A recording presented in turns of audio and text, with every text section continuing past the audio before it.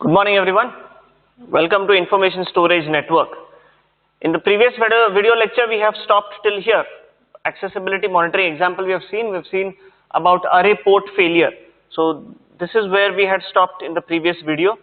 In today's lecture we will be studying about another accessibility monitoring example, that is called as HBA failure. HBA refers to host bus adapter. As you can see, there are three servers deployed, H1, H2 and H3, with two switches, SW1, SW2, which are connected to storage arrays via their ports. Now what will happen if a single HBA fails? If a single HBA fails, then that server or that HBA which belongs to that server, it will become degraded, which means in such a case that H1 server will not be able to access the storage arrays. However, if you see that there is another redundant HBA, each of those servers has two HBAs each. So if one HBA fails, the control will be taken over by the second HBA and the control will be redirected to the second HBA. So it is always a good practice that we need to have redundant HBAs, redundant ports and so on, redundant switches and also redundant storage arrays. Okay, we need to have a certain backup mechanism to prevent such kind of failures. The next is switch failure. Another accessibility monitoring example is called as switch failure. We have seen about what will happen if the port fails, what will happen if the HBA fails. Now we'll see what will happen if a switch fails. Alright, so this is a switch failure. So when one of the switches out of those two fails, then all the hosts will be treated as degraded. Those hosts will not be able to access the storage arrays via switch 1. But we have another switch, SW2. So since the switch 1 has failed, there is something called as path failure that will occur. So the path from the storage array via switch W1 is degraded. So this is called as path failure. So the path will be redirected through SW2, that is switch 2, right? So switch 2 will take over the responsibility of switch 1.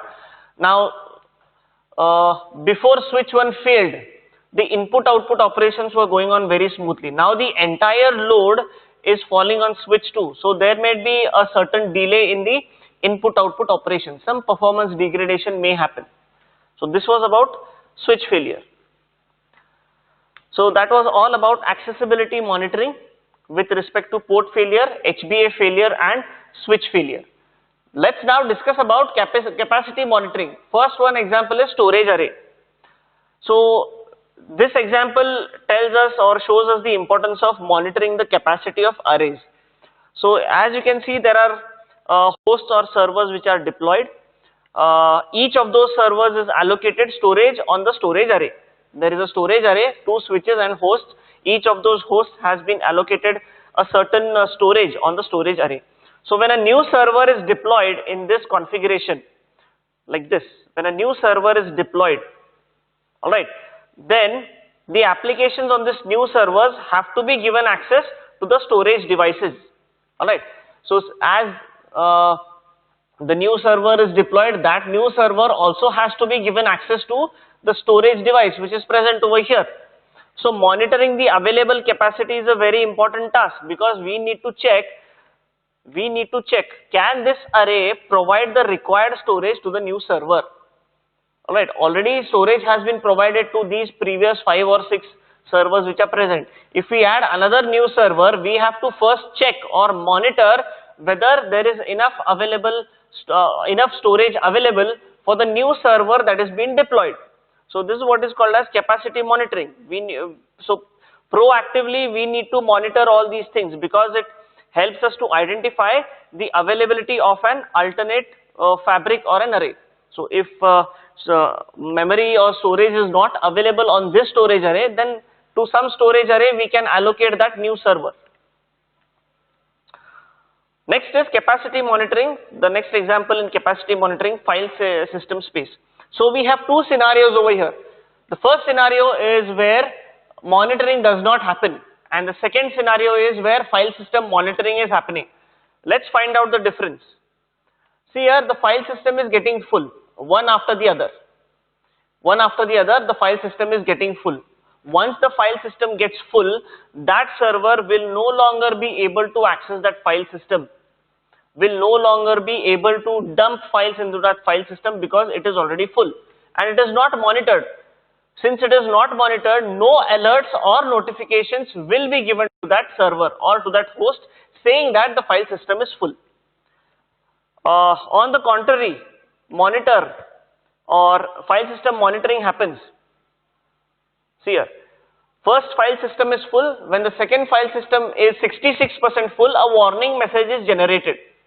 A warning message is generated saying that the file system is 66% full. Next, when the file system is 80% full, it will also generate another warning saying that the file system storage has become critical or it has reached a critical level and it is 80% full. In such a case, the administrator can add an additional file system, or we can call it as an extended file system like this.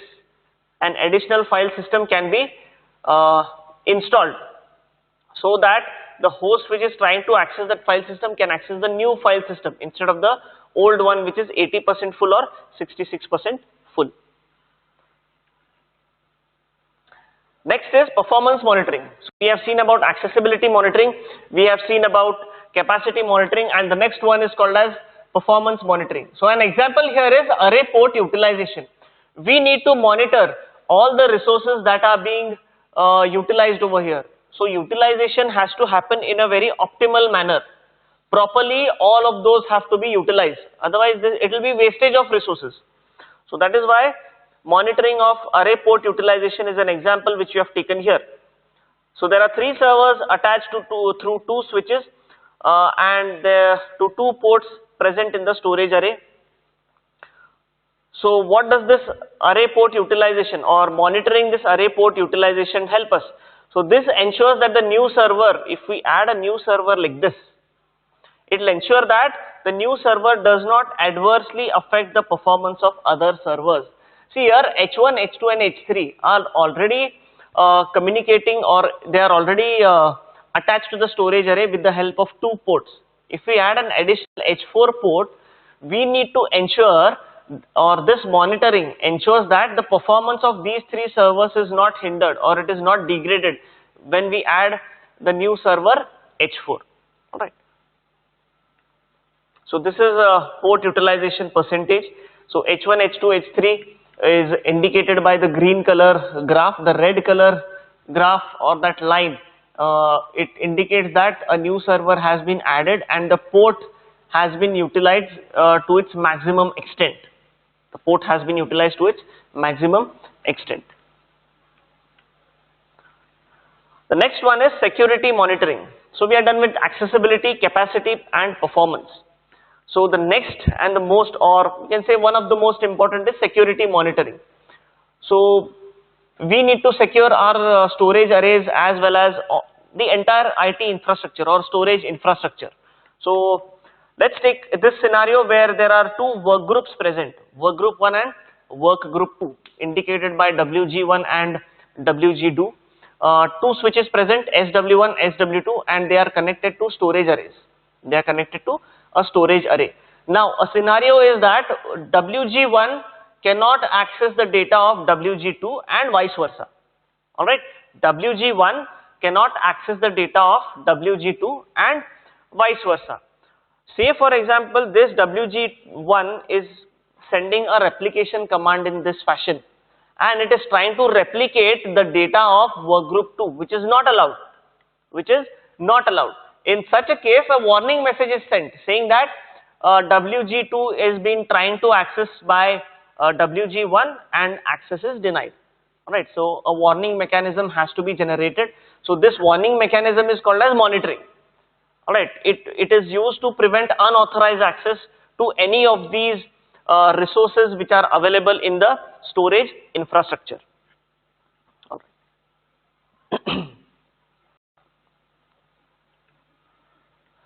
The next one is called as alerts or alerting of events. Now, if any major changes that happen in the IT infrastructure, they have to be notified. they need to be notified. Say, whenever you receive a message on WhatsApp, you receive a notification or an alert. Whenever you receive a phone call, an alert is received in the form of a ring or in the form of your ringtone starts, playing. So that is called as an alert. So alert helps us in identifying what is going on in which part of the IT infrastructure or storage infrastructure. So there are several components present in the storage infrastructure. We need to identify the status, or we need to understand the status of each of those components at every level, at every point. So that is why alerts are important. So this is an integral part of monitoring. So monitoring tools enables administrators to assign different security levels for different events. So there are alerts have been classified into three types: information alerts, warning alerts, and fatal alerts. So the information alert provide useful information and may not require administrator intervention. Second one is warning alerts. It requires administrative attention. Say for example, the file system is becoming full. So in the previous capacity monitoring, we have seen that when the file system becomes 66% full or 80% full, a certain warning alert is generated.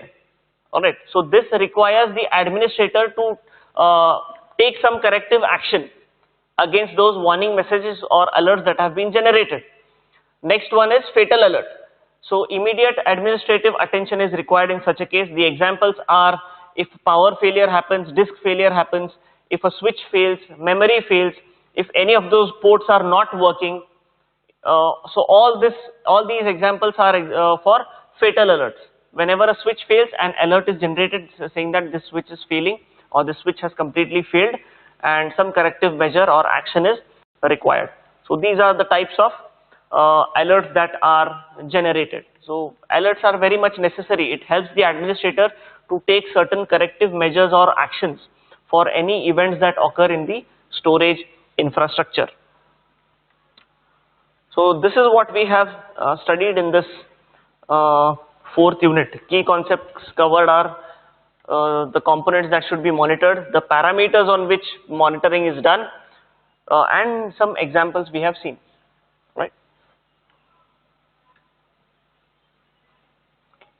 So that was about the fourth unit. That completes the fourth unit.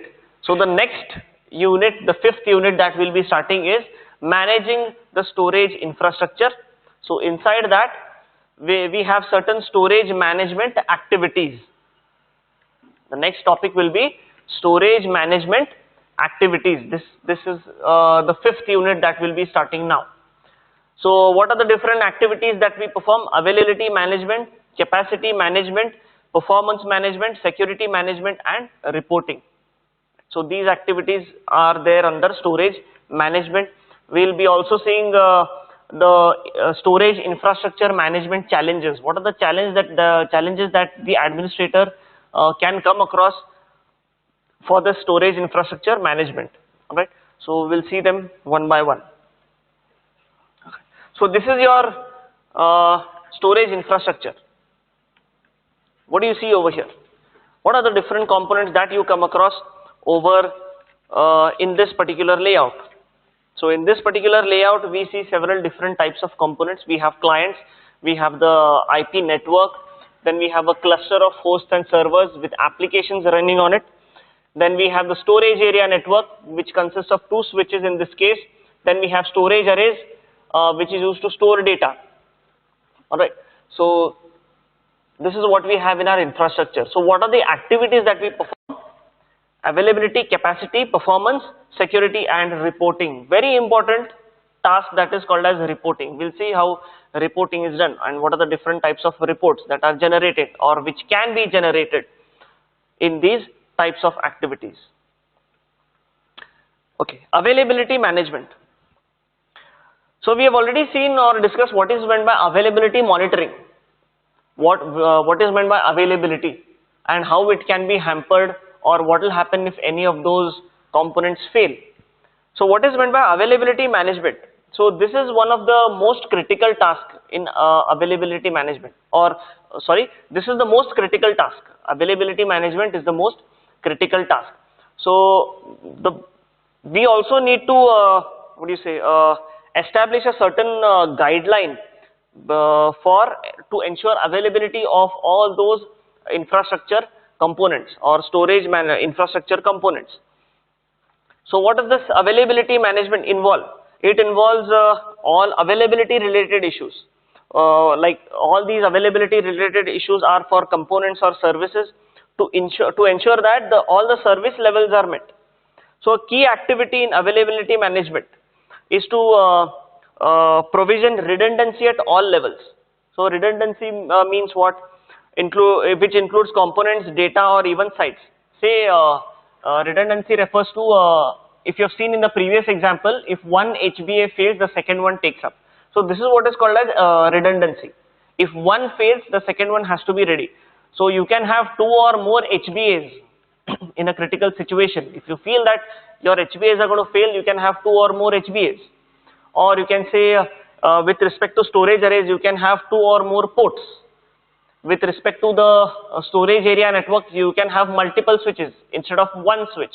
So this is what is called as redundancy. This is what is called as a redundancy. So it is applicable for both hardware and software components as well, and even for services. So when you have redundancy, then high availability is ensured. Okay. So this was about availability management. All right. We need to also have data backup and replication. So if one storage array fails, then the another replica of that storage arrays have to be available, so that availability is not hampered, so that data is available 24/7. Next one is called as capacity management. So what is capacity management? What is meant by capacity? The amount of storage space available. The amount of storage space available is called as capacity. So what is the goal of capacity management? The goal of capacity management is to ensure adequate availability of resources based on their service level requirement. Alright. We also need to involve, or it also involves optimization of capacity, optimization of storage. We have seen the monitored file system example. So this is what is called as optimization of capacity. We can set a limit saying that every file system or every drive present in the storage array should be filled only up to 80% or say 75%. So in such case, we can avoid catastrophic failures of all the storage arrays or file systems. All right.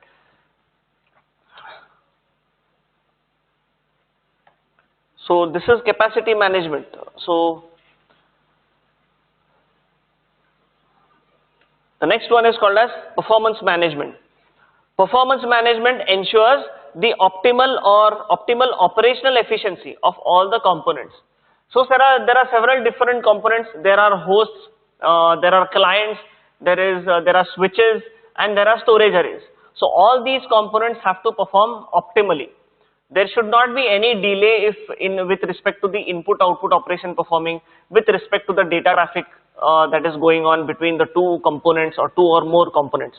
So we need to analyze this performance management. So this analysis provides information. What kind of information does it provide? It tells us that whether a component is meeting the expected performance level or not. Whether it is meeting the expected performance level or not. Which means, say you have a Core i7 processor or an i5 processor. So you would definitely expect it to perform faster than a Pentium 4 processor or a dual core processor.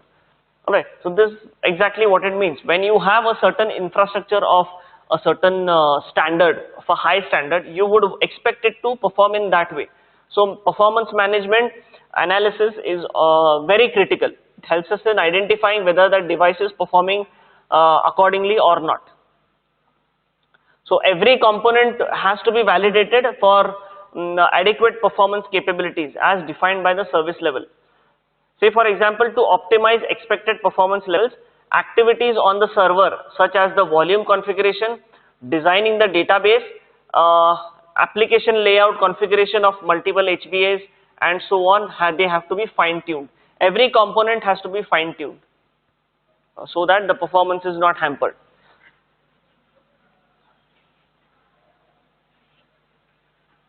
Next one is security management. What do we mean by security? Security is generally provided so that unauthorized people should not be able to access anything. So security management prevents unauthorized access or access and configuration of storage infrastructure components. Say for example, while deploying an application or a server, the security management tasks can include several things. Say for example, managing user account and access policies that authorizes users to perform role-based activities. What do you mean by role-based activities? So say for example, there is a certain application running on a server. There are several different types of users who will use that application. In our college, we are using DHI or Student Information Management System. So there are different types of users with all several different types of roles. There's principal, then there is the COE, Controller of Examinations, then we have the college admin, then we have department admins, then we have the faculty members, and then we have students. So all these users play a certain role in accessing that application. So everybody do not have the same credentials for accessing that particular software. Department admin has a little higher access to that application as compared to faculty, and faculty have a little higher access to that software as compared to students. So this is what is called as role-based activities. So authorizing users based on their roles. This is one way of providing security. So the key activities involved are creation of user logins, then creation of zoning, configuration of zoning, LAN masking, and all those things. So this is about security management. So we have seen about availability management, capacity management, performance management, and security management. The last one is called as reporting. So what do you mean by reporting? So what does reports help us to understand? Say for example, there is a financial institute which is running some accounting software. Say for Tally, they want quarterly reports, every weekly reports, then there are reports which are generated fortnight or every 15 days. So what do these reports give us? They give us certain vital information about all the things or about all the activities that are going on in that particular scenario. So our scenario here in this case is the storage infrastructure. Our scenario in this case is the storage infrastructure. So we need to understand what are the different things that are going on, whether the components are available properly, whether they are accessible, whether they are performing well, whether the capacity is adequate or not, or whether proper security has been present or whether the security is compromised. So this is the vital information that we need to receive or we need to generate with the help of that storage infrastructure. So it keeps track and gathering information from various components or processes. Say for example, there is a switch which is not running. On an average, say out of the 7 days, it is failing for 4 times. So such analysis is done and analysis is stored in a certain file. Then that file can be called as a report. Alright. So this information is compiled to generate reports for trend analysis, capacity planning, chargeback, performance, and to illustrate basic configuration of storage infrastructure components.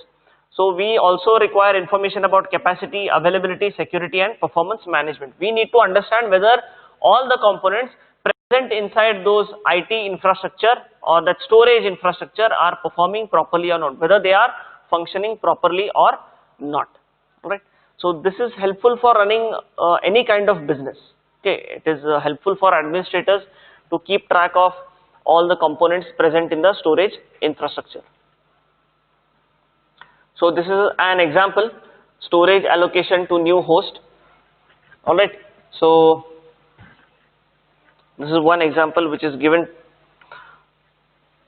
So this is an example where we have to deploy a new RDBMS server to the existing non-virtualized storage infrastructure. So this is a non-virtualized storage infrastructure. We need to deploy a new RDBMS server. So the first day administrator, what has to do? The administrator first has to install and configure the host bus adapter and the device driver on the server before it is physically connected to the SAN. So host bus adapter has to be there and certain device drivers need to be installed. Then multipathing software can be installed. We have seen what is meant by multipathing.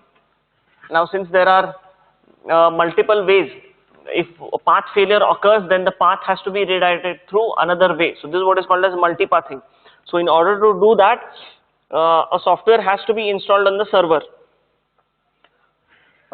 Then what is the next step? Then the administrator also needs to perform zoning on the SAN switches. So zoning is another security measure which is implemented. All right, so that say for example, new servers, if you want to allow the new servers to access the storage array ports using this HBA, so zoning has to be done. We also need to ensure, or the administrator also needs to ensure redundant path between the server and the storage arrays. The HBAs to the new server should be connected to different switches and zoned with different array ports. So if you see that the middle portion is the storage area network. So there is a switch which is present. So you need to have multiple switches like that, right? So that redundant paths can be allocated to all the servers which are trying to access the storage array. All right. So then the next step is to make the database or application capable of using the new file system space. There is a database or an application present on the server side. That has to be, you should make it capable of using the new file system space. File system space is present in the storage array, and it has to be made available to the front end or to the application. So this figure illustrates us how it is done. All right.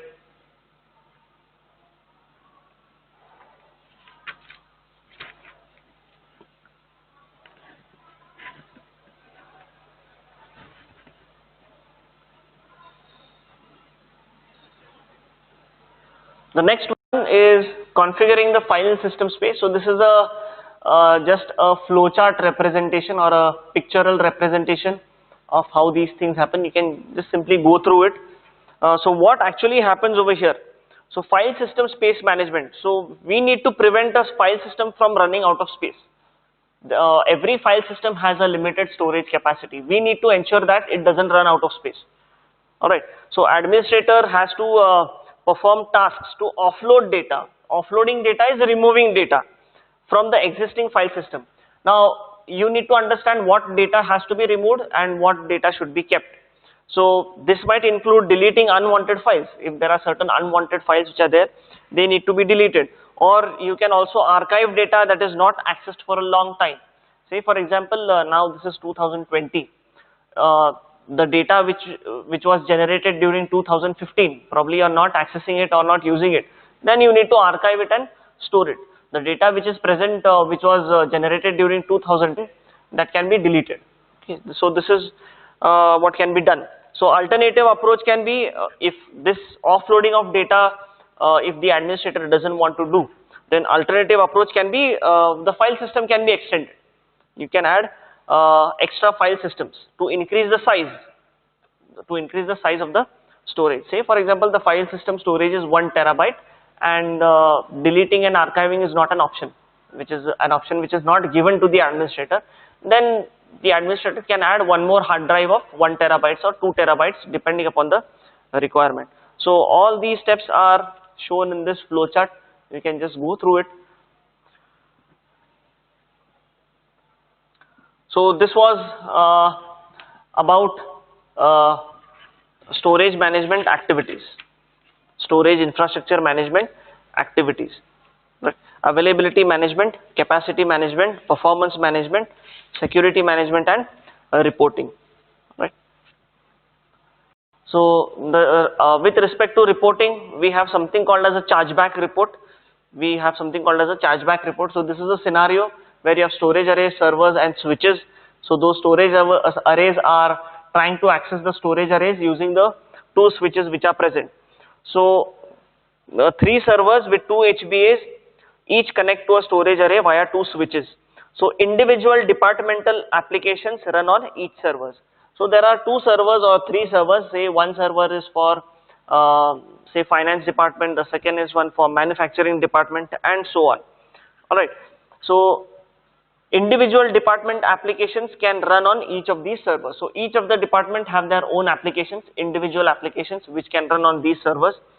So array replication technology is also used. If you can see over here, some replication technology is used, local replication and also remote replication.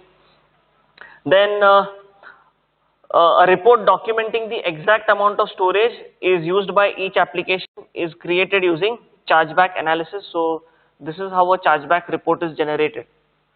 So this is how a chargeback report is generated. It shows the information of two applications, payroll 1 and engineering 1. So the payroll department and the engineering department, it is showing the report of all these components which are present in the storage infrastructure. So this is what is called as a chargeback report. All right. So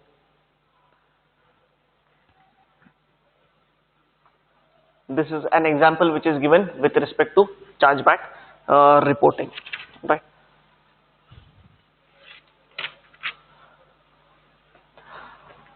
So in the next class, we'll continue with the unit 5. We will stop here for today. In the next class, we'll continue with unit 5. Thank you very much.